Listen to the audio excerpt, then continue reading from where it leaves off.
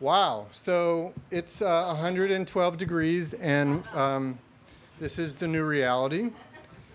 And we're so glad you're here to be part of it. Can everyone hear? Yeah? I'm still skeptical of that, so we're going to do this. Is that all right? Yeah. So I'm Nathaniel Popkin, and Stephanie Feldman and I are here. We are the co-editors of this book, Who Will Speak for America, which presents the voices of more than 40 writers and artists in response to what we like to refer to as the American political crisis. We are so delighted to be here at Kelly Writers House, so we want a big shout out, first of all, to all of the students who are here tonight who have been in the kitchen preparing the food for the reception that will follow, getting the books ready for sale. What else are they doing? Making sure we have water, and also they're here for the first week of school, which is pretty damn exciting. And to Jessica and Allie for organizing this and giving us this wedding-like atmosphere for the event. Let's see if we can make a joke about weddings all throughout the night. So, do you want to add anything? I just want to add that if anyone, if it starts to get dire out there, there is air conditioning inside. We don't want you to leave, but I don't want anyone to get heat stroke, so I'm throwing that out there. And there are also a few seats in the front if anyone wants to move up. Please move up. Those are my announcements. We won't lock the doors so that you can't get into the air conditioning. Okay, so this book, published by Temple University Press, came out of a desire on the part of writers across the world to respond to what was very clear to so many of us after the election of November 7th? 2016? Is that the right date? Is it over yet? It's not over. To think about what it means to be American, because we knew implicitly what would come under attack in terms of rights, in terms of immigration, in terms of the sense of American political institutions. All of these things were in the direct target of the incoming Trump administration. And so Stephanie and I, and many of you out in the audience today, were part of an international event called Writers Resist. During Writers Resist, contemporary writers like us presented the work of many dead, many historic writers.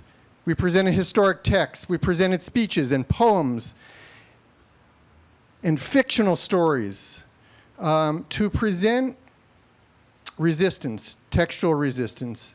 And it was such a compelling way to think about giving voice to ideas that we thought to take it to the next step, bring those voices to the present day, and make a book called Who Will Speak for America. One of those pieces that was read in Philadelphia was by Congressman Barbara Jordan. You want to talk about that? Yes. So Barbara Jordan became the first African-American woman to give the keynote address at the Democratic National Convention in 1976. And she said, "Many fear the future. Many are distrustful of their leaders and believe that their voices are never heard. Many seek only to satisfy their private work, to satisfy their private interests. But this is the great danger America faces, that we will cease to be one nation and become instead a collection of interest groups, city against suburb, region against region, individual against individual, each seeking to satisfy private wants. If that happens, who then will speak for America?" And this passage also reminds me of the biggest lesson of Writers Resist for me, which is the power that there is in coming together to collectively and publicly affirm our values. And that's what we want this book to be as well. There are I don't know how I still get this number wrong, 44 contributors. There's like a whole lot of people. And yes, and they're diverse in so many different ways, background, geography, generation, and people have different priorities, different opinions, but all stand together to create an American voice that reflects the pluralism that we wanted to celebrate back in Writers Resist when we came together at Independence Mall. When Jordan wrote that speech, which was delivered in 1976 at the Democratic National Convention in the wake of Watergate and Vietnam, she really was asking Americans to unite around American ideals: justice, liberty, equality, fairness. When we put this question, who will speak for America, out to the writers that Stephanie referred to in this book, many of them took it a little bit differently. And they thought about the question as being about who should be allowed to speak for America, who should be American. And I think that's the pertinent question that we're asking today. It comes and it projects itself in so many different ways in the political crisis right now. One of them is in this attack on the United States Census for 2020. That is the Trump administration demanding to ask immigration status of the people that are being counted. Of course, the people that are being counted, the point of the census is to count people, not to decide who is who. And so the New York Times interviewed an advocate who is working really hard. There are 6 lawsuits going on in the country right now to resist the change in the census and the asking of immigration status. One of those advocates talked to the New York Times recently, and what she had to say I felt was really pertinent to this discussion about who will speak for America. And she says, I'm sorry, let me give you the name, and then we'll begin our program. My goodness, I'm sorry. This is longer than I thought. Vanita Gupta, and she's president of the Leadership Conference on Civil and Human Rights.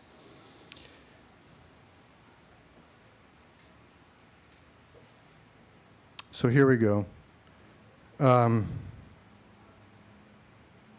having trouble scrolling along. Oh my goodness. My sense is, this is Ms. Gupta speaking. My sense is these efforts are seeking to use various tactics to achieve the same end, which is to weaponize the census, to redefine American democracy for a narrow set of people. They're trying to fundamentally change what this country is and aspires to be by creating different classes of people, including people who may actually be here legally, but who are rendered invisible for political representation purposes, as well as for the purposes of being part of the community and sharing in police, healthcare, hospitals, schools, and the like. And to me, this book, Who Will Speak for America, speaks directly to those questions that Ms. Gupta is raising in regard to the U.S. Census. So tonight, you're going to hear from some of those voices. We have with us tonight Fran Wild. Where is Fran? Hey, and she's going to come up first. Liz Moore, Herman Beavers, Carlos, wave, Cindy Arrow King, Mark Anthony Richardson, who I know walked in, and Cynthia Atkins. So I hope you enjoy what they have to say. They're going to read from the passages, the poems, the stories, the nonfiction and essays that they've written for this book. So Fran, come on up.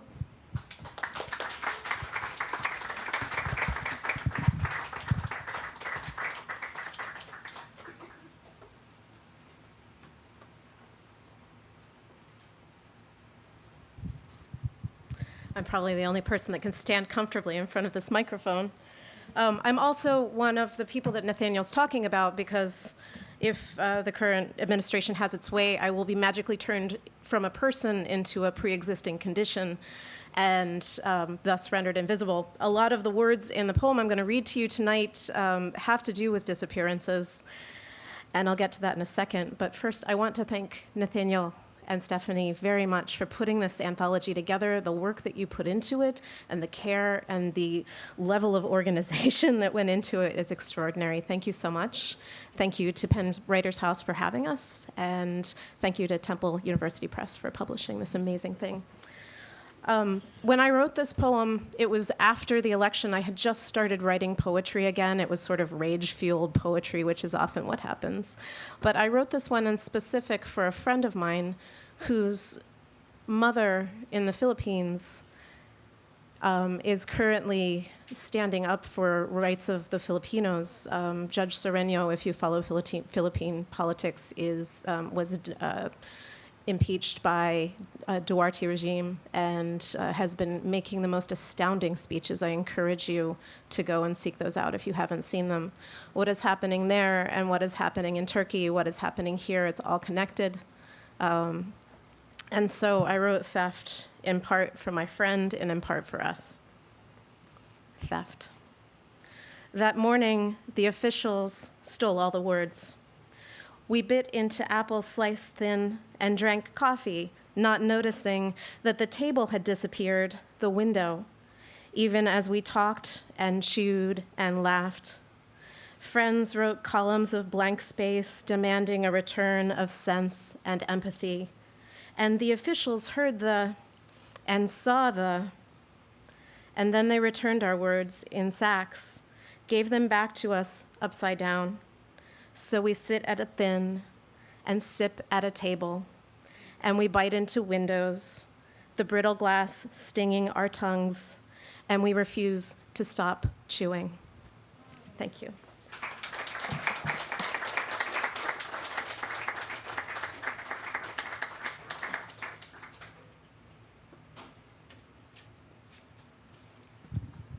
Thank you, Fran. That was beautiful. Thank you, Nathaniel and Stephanie.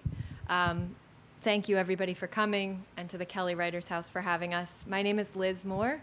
I am a writer, first and foremost, of fiction. I also sometimes write nonfiction.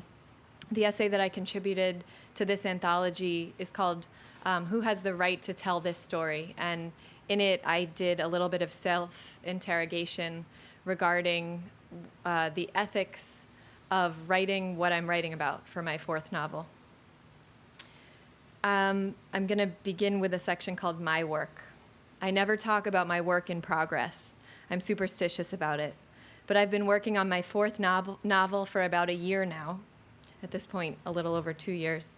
And for the first time, I feel it's important to talk about it as I work, to engage with the people whose lives mirror those of my characters, and to make sure, above all, that I'm being respectful of their experience, that I'm getting it as right as I can.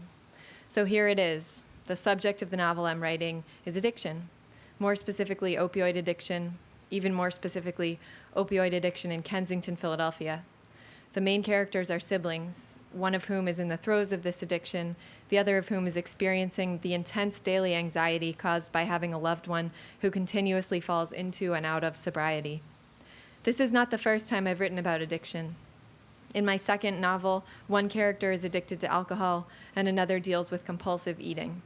But it's the first time I've written about opioid addiction, and the first time I've written about a topic that is so much in the news. If what are you writing is the most difficult question to answer, why are you writing it is the second. The first answer is that there is a long history of addiction in my family, generations of it. There is also a long history of recovery, both sustained and intermittent, but generally successful enough so that I did not personally experience the trauma that many addiction-adjacent children do. I can't get into specifics because they're not my specifics to get into, but I can say two things. One, because of my family's history, I spent a lot of time thinking about and talking about addiction as a kid, and often sought out books, films, and television shows that dealt with it. And two, the addiction members of my family have experienced was and is, as far as I know, not to opioids. The second answer is that one of my very first experiences in Philadelphia when I moved here in 2009 involved collaborating with the photographer Jeffrey Stockbridge as he made portraits of and interviewed the subjects of his series, Kensington Blues. That series, which began with portraits of women engaged in sex work to fund their addiction to heroin and opioids, but eventually expanded to include a variety of Kensington's residents and some of its scenery, cemented itself in my brain. Since 2009, opioid abuse in Philadelphia and around the country has grown into a serious concern. Words like crisis and epidemic daily find their way into newspaper headlines, and Kensington has been used nationally and internationally as an illustration of the problem. But when Jeff began visiting, the media had only begun to pick up on the issue, and I didn't know what to expect before my first visit there. This is a section called Questions and Concerns. People who have experienced addiction, both those with active addiction and those in recovery, can be in emotionally fragile states, and it can be difficult to discern an active user's level of intoxication in a given moment. Both issues raise questions about whether the subject of a photograph, an interview, or any other artistic intervention is well equipped to give consent. Another question that applies even when consent is given is under what circumstances art that centers on addiction is exploitative. And a third is how this art affects public perception of addiction and those who experience it. In the midst of a year of national turmoil following the election of Donald Trump, when many different demographics are experiencing a profound sense of isolation, and in some cases, a concern for their physical and mental safety, there is real urgency to the idea of looking out for the needs of one's neighbors. In my case, and in the case of everyone else making art that centers on addiction, I believe it is incumbent upon us to ensure that the subjects of our art are neither exploited nor harmed by it. I'll stop there. Thank you again very much. It's a privilege to be here.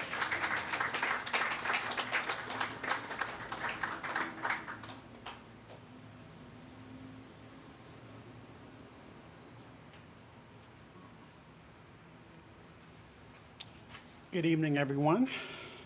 I too want to echo my thanks to Stephanie and Nathaniel for including me in this book, Temple University Press for publishing it, and I want to thank all of you for coming out on a night when you should be someplace air-conditioned indoors. I published, I have 2 poems in the book. One of them a little bit longer and one of them relatively short. So I think in my 5 minutes, I think I can get them in. The first poem is called Untitled, a Comedy. And it has an epigraph from W.B. Yeats from an essay he wrote called Meditations in Time of Civil War, which reads, "Some violent, bitter man, some powerful man called architect, an artist in that they, bitter and violent men, might rear in stone the sweetness that all long for day and night." Untitled, a Comedy. A hand on a thigh, foot on a neck, medals, false testimonials of valor, ribbons of demerit, a positive opinion of oneself. Men's yarns bulging to boasting, loincloth a possible scheme, house vacant, pointed as lust, the adjutant's winded pants, his dress blues, plain-spoken as a sudden ache. In crow's bloods, riotous pounding, the heart a clock or a drum, what to say regarding the old soldier's labile two-step, shell-shock to attention, tossing khaki shirts into a pile. With an arsenal sufficient to maim, to mutilate, pain's aim is to teach.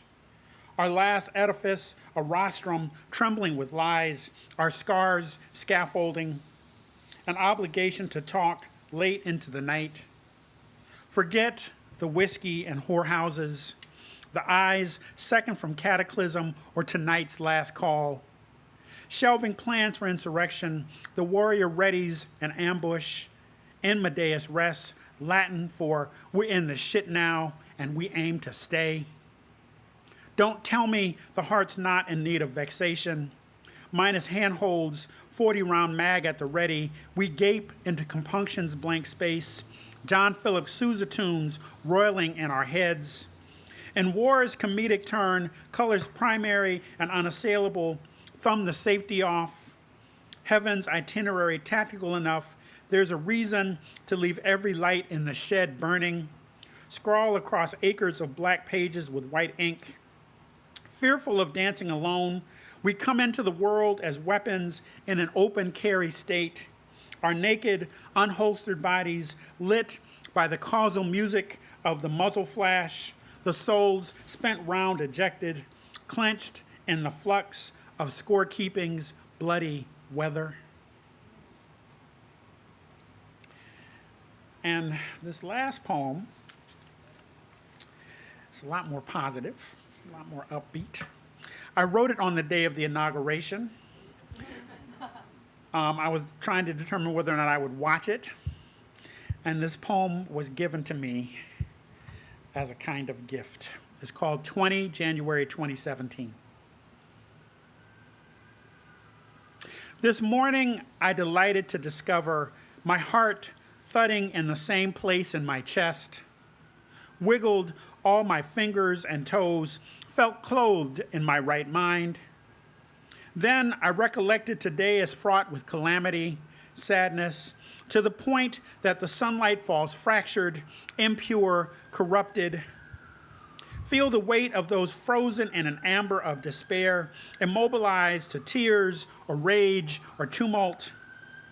Hands wringing, the eye grows anxious for a welcome place to land. Body and soul seem ready to come unglued. Time, I think, to ponder the whereabouts of people you love or want to love, the whereabouts of the next great good thing, delight in the coming forth, the crouch of insurrection's rampant audacity. Time to consider the whereabouts of the precious and the prized, the whereabouts of the nomadic seeker setting out once more, the destiny of evanescent hopes, songs that bind our hurts and make the fractured whole. Time to ascertain the grace abounding from those who ponder our whereabouts, the ecstasy of their. Thank you.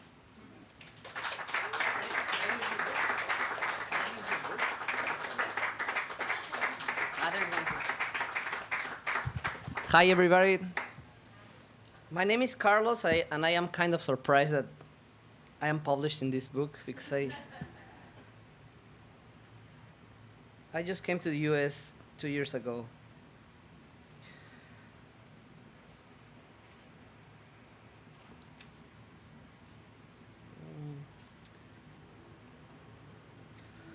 A simple letter to my American friends.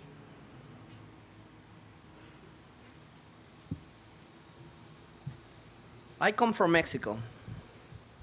I had thought that I was living in America before, but only since I moved to America did I realize that now I am in America again. For you, America is America. And for us, America is America too. There is no difference, except for another 36 countries. Just that, 36 other countries, all part of America. I don't like to talk about countries. The world is one, humanity is one, but it is impossible not to think about countries when you live in a foreign one. Every single day there is something or someone that makes me feel Mexican. I don't even know what that means. I don't know how a Mexican has to be. I am tired of having to assume an identity that is a mix of the actual me and their idea of me. I am living a caricature of myself. This has an unnerving effect even beyond everyday struggles with language and culture. Every day, I have to figure out a hidden rule. For example, you can't visit a friend or a colleague at home or work unannounced. You have to set a time. You can't park wherever there is a space. You have to read 4 different signs to know if it's impossible for you to park there. You have to be careful about calling someone black, but you can always call someone white. You probably don't want to mention that someone is fat, but if someone is thin, it is very good to mention it. Above all, there are acceptable ways of understanding reality, and you Americans use euphemisms to describe it. For example, you invade other countries and say that you are helping them to find freedom. Instead of reforming schools and the workplace so everyone has the same opportunity, you use affirmative action to make it sound as if the problem is solved. These euphemisms are normal for you, as it is normal to call this country America. I only wish you were conscious that in doing so, you are ignoring the other countries that are also part of America. Maybe this conceit of America is that it's a place for anyone. America, then, is a kind of a state of mind. I am impressed by the diversity that this has created. I can't believe how many different political perspectives you can find in this country. There are people from countries that I didn't know existed, music and sounds that I never heard before, food of such variety that I get lost in the supermarket as if I am negotiating many countries in one. But the diversity gives some people a false sense of knowing, and from that, a posture of superiority. I talk to some people who sound like they know more than me about my own country, about the very things that I thought I knew best. How can I explain to an American friend that yes, all the world is here, but there are many worlds outside this beautiful and complex country? How can I explain that in my America there are other 36 countries? If those countries, if all the world are part of your America, why do I wake up every morning worried that I will offend you if I hug and kiss you when I meet you? When will I feel free to ask questions without fear of sounding politically incorrect? For more than 10 years, I tried to share my passion for literature in Mexico, and all I found were aggressive people trying to put me down. But here, all I receive are invitations. It's so easy to join associations, clubs, schools, and so on. I've worked with an organization that helps young children learn to write and another that builds houses for writers. I have given several public readings of my work in Spanish, English, and Swahili. I have received all kinds of invitations to collaborate on various publications. What is the difference?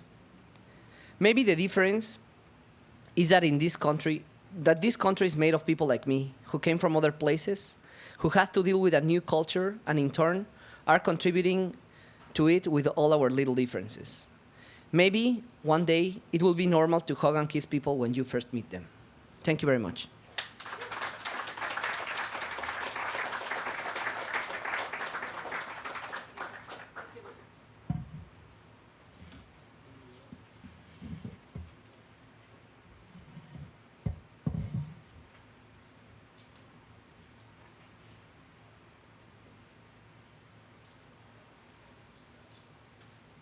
Hi. I also want to thank Stephanie and Nathaniel for all of their editing and work, Temple University Press and Kelly Writers House, and all the people who are working at Kelly Writers House today, and thanks for all of you being here on this very warm day.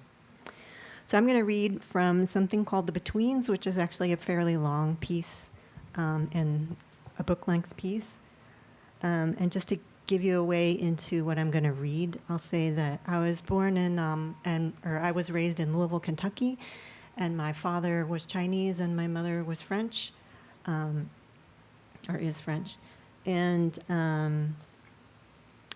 there's something special about being half Asian in the Midwest and then like going to California and realizing, oh, okay, I'm not the odd one. Okay, so I'm just going to jump in. Watching TV one day, I see an Asian American couple in a cereal commercial. They're in their home eating cereal so cheerfully, it's hilarious. Aren't all people in cereal commercials cheerful? I laugh out loud and so hard that I fall over on the sofa. I'm dumbfounded. There's no one around to tell that there are Asians in a network television commercial. I'm pretty sure they were eating Cheerios. One day, I notice a YouTube video of children watching a Cheerios commercial that features an interracial couple. In the commercial, a little girl asks her mom, who is white, if Cheerios are supposed to help people's hearts. The mom essentially says yes. The black dad is lying on the couch and his daughter pours Cheerios on his chest. Apparently, so many people were incensed in 2010 that an interracial couple was featured in a Cheerios commercial that someone put children up to watching it and asked each to guess why people were mad about the commercial. The children were completely stumped. I sit in the armchair in my mother's living room, and the interracial Cheerios commercial comes on.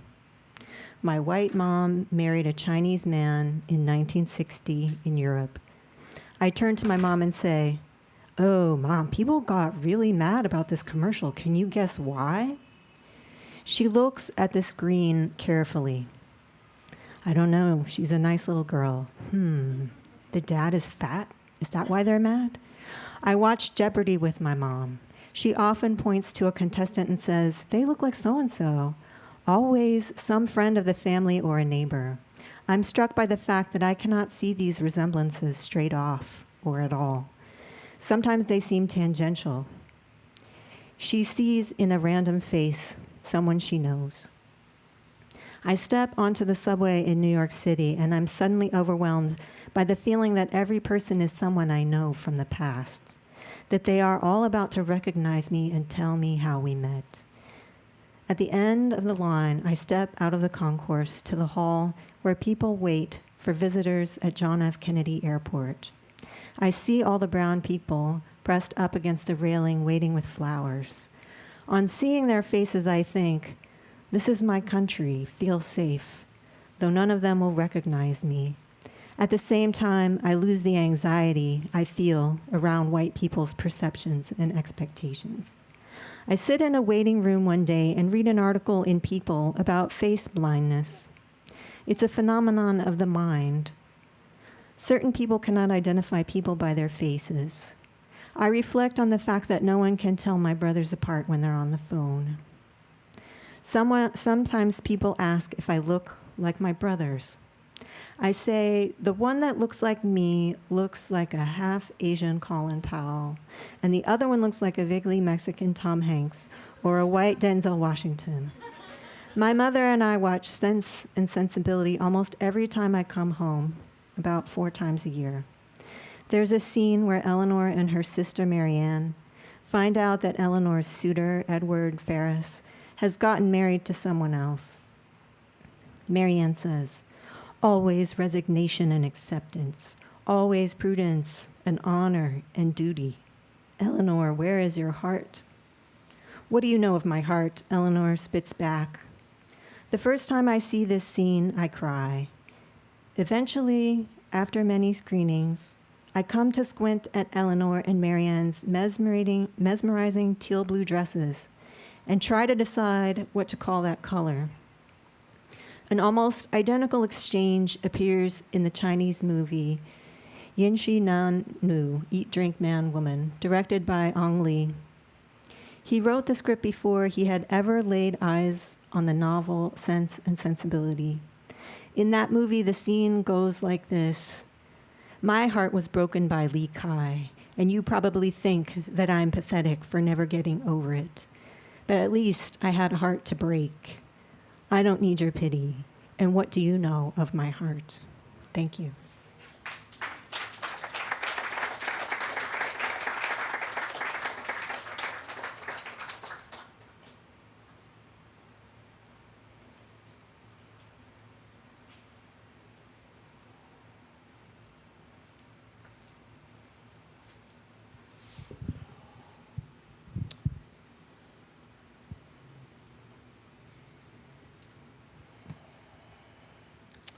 This is from Year of the Rat.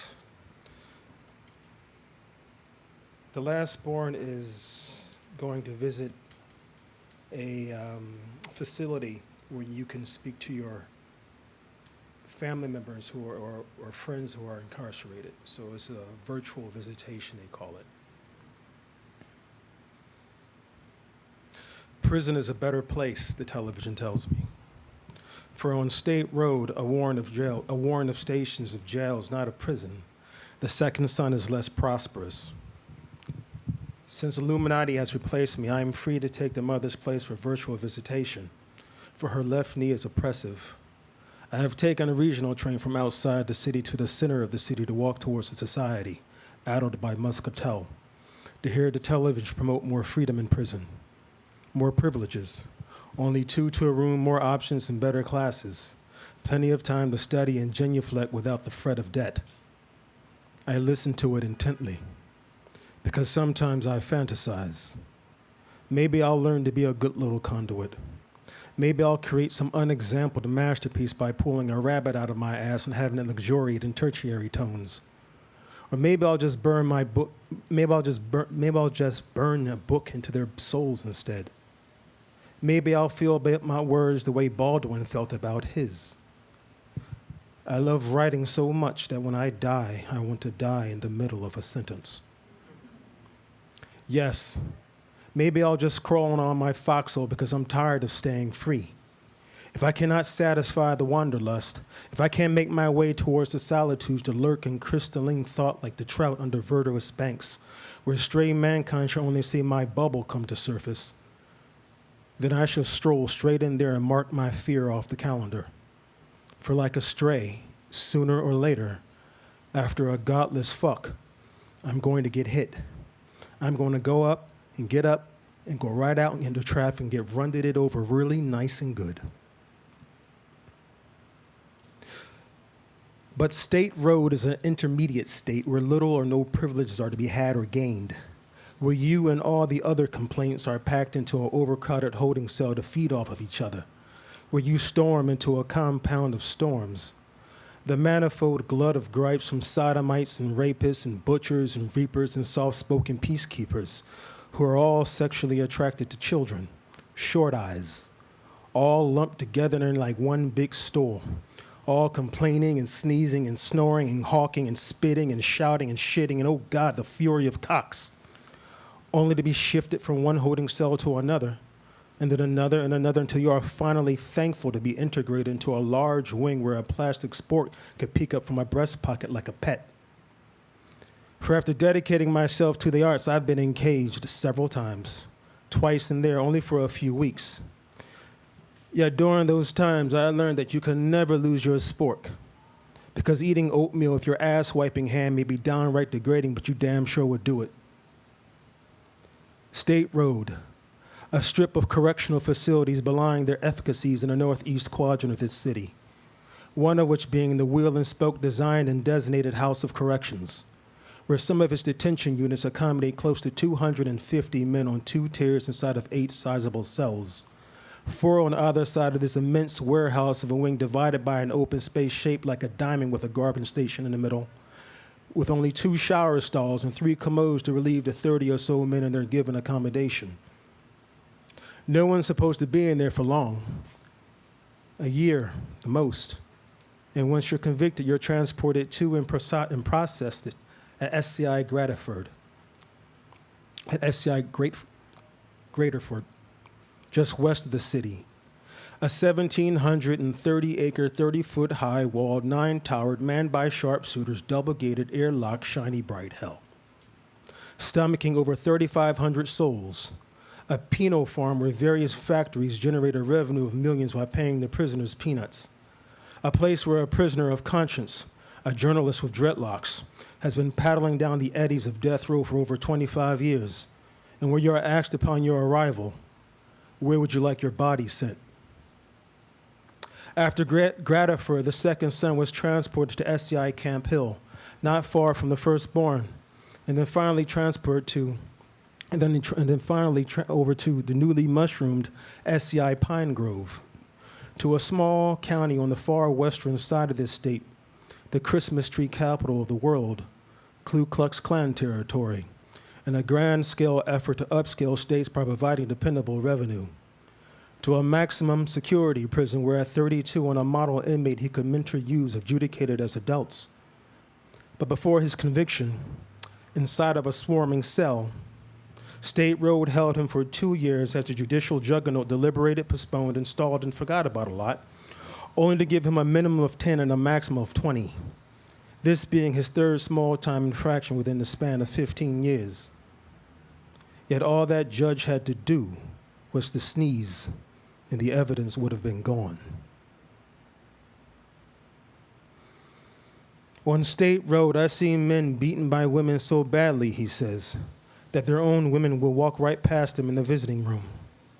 Once, when I was en route to this open space visiting room he's referring to, this female guard, Most of the guards there are uneducated blacks.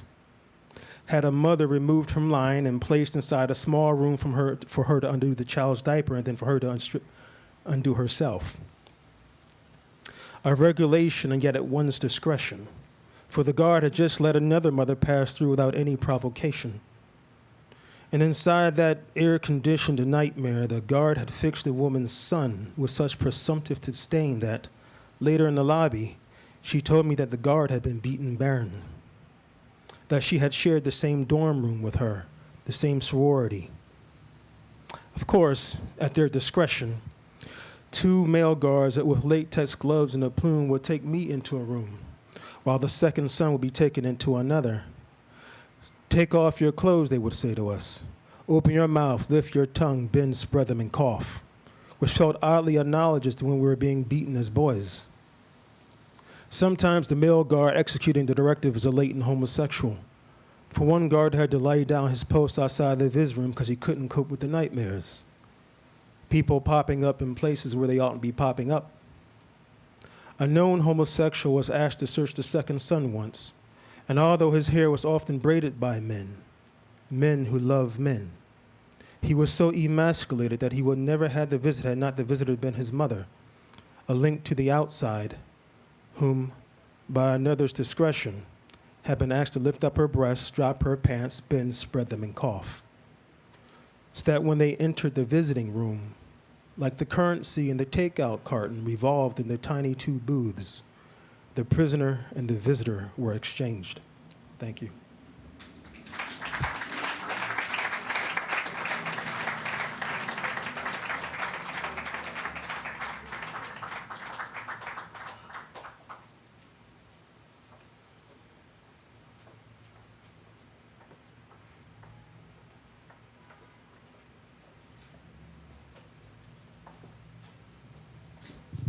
I'm the short one.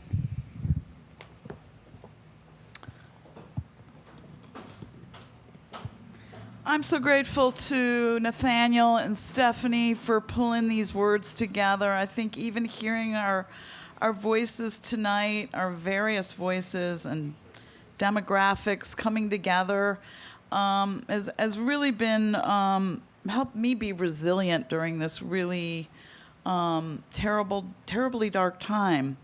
I got here from Virginia today and turned on the news immediately, and did anyone see that wonderful anonymous letter in the New York Times? 25th Amendment, here we come. Anyway, we can't blame everything that's wrong in America on Donald Trump. Let's just put it that way right there. He is a culmination of the things that have happened in America that a darker time has come. You know, we had Barack Obama, too. But I'm often called upon to see the ironies that happen in America. For how many years have we been locking up in jail men for smoking joints, while white men today are making buttloads of money? This is the irony that I think we need to just kind of look at. Reading this work has just been really therapeutic for me. Again, the irony of terrorism. Let's scare everybody into making everybody afraid of anybody that doesn't have your color skin. I live right in Virginia, an hour from Charlottesville, so we've seen white terrorism. This piece is from my book called Still Life with God, and it's a prose poem. I wrote it especially for the anthology, and it's called Domestic Terrorism. Thanks to the Writers' House, too, for hosting us tonight. Domestic terrorism. I'll tell you about terrorism. The suicide bomber in your car, strapped and loaded and tendered next to you, breathing hard. The bad breath of God. Cartoon blue 4th of July sky until a thunderclap hurls everything into an illness. The father is a panic of heat, mad as gasoline. The mother's lips wilt into lettuce, and then munitions. Endless cars out the window gaslight your imaginings. Speedometer jacking from 50 to 95 miles per hour. Now their words are cocking in rounds. Blood sputters on the porridge of the book in your lap. You want to touch the ears of all the commas on the page. You want Goldilocks to take you into this village of thatched roofs and innocence. It is the 4th of July. America is the space between their brutal mouths. You dangle like a thimble in this giant's wicked hands. Terror smacks you in this grid of panic and doom, cornered, crude, windowed jail. I'll tell you about terror, the kind you feel when the neighborhood boys are chasing you home to see what's under your skirt, the downy fur between your legs. They want to own it. Terror is your voice going mute over every sidewalk and city block. Your throat tied and gagged at the bottom of a river. The parents now have bubbles of silence coming out of their mouths. Terror is the heat impaling us all. At home, you know the dog is burling out of her fur. She's under the bed trying not to wet the rug. When the bad boys set off their wares in the dark between the wide thighs of sky. Terror. You're trying not to pee on the vinyl in the back seat. You want to swap places with Goldilocks, sleeping in her safe, borrowed bed. You want to climb in this book, tip over a rustic chair to prove you were there. I'll show you terror. When God is a bluesman on the radio, blowing the crosshairs between the cars. All this rage and debris. Your father, a salesman, unloved by this woman next to him. Your mother would tootle at the beauty shop while your father took lithium. A body could explode with this grief. Your heart is a flag at half-mast. Terror is the time your boss took you to his scuzzy back seat, became the intruder in your own house of solitude. What sharp hands he had. Every action has a terrible twin. Your blue dress flew out the window, a blue dot on the highway. Every dictator knows there is power in fear. There is darkness. The dog presses under the bed, wetting the rug. The bad boys blast fireworks between your legs. Terror is not bliss. It is invisible and dangerous. It brings hearts home in body bags. It gags your mouth with stones. Thank you.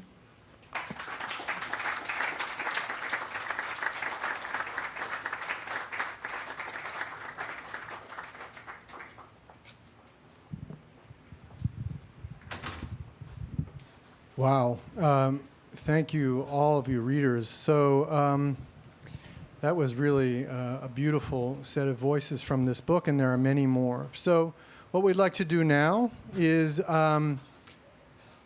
ask you to hang out and ask some questions if you're interested.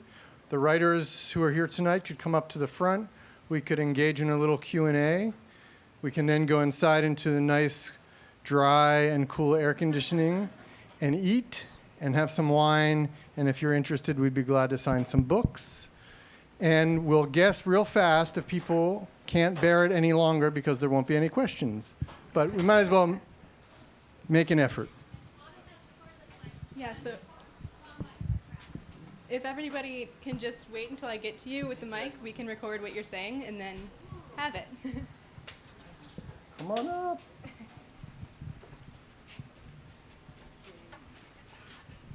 Oh, we're learning something now.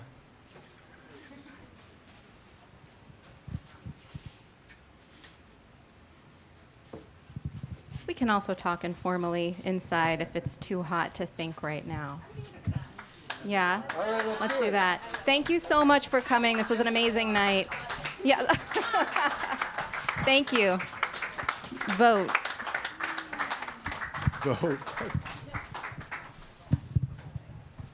All right, so everyone can go inside. Air conditioning galore, food galore, books, everything. Thank you so much for being here tonight.